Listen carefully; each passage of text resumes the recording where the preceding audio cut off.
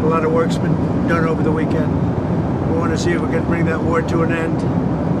Maybe we can, maybe we can't, but I think we have a very good chance.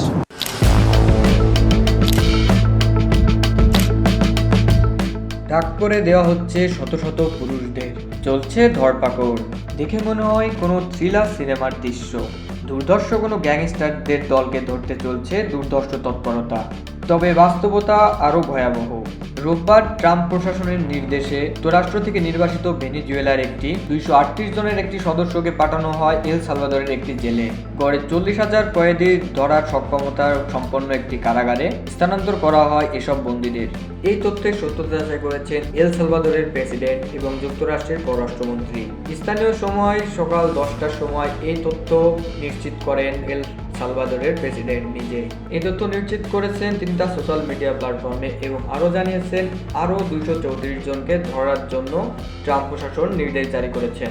শুক্রবার মার্কিন president Donald Trump 1994 সালের enemy act প্রয়োগ করে এসব সদস্যদের দ্রুত দেশ থেকে বহিষ্কারের নির্দেশ দেন, কিন্তু কংগ্রেসরা তার এই প্রয়োগ আইনটি 14 দিনের জন্য স্থগিত করে দেন। তবে এত প্রচেষ্টার পরও আইনকে নিজের হাতে তুলে এবং সুপ্রিম কোর্টের রায়কে অমান্য করে এল সালভাদরে পাঠানো হলো এসব কয়েদিদেরকে।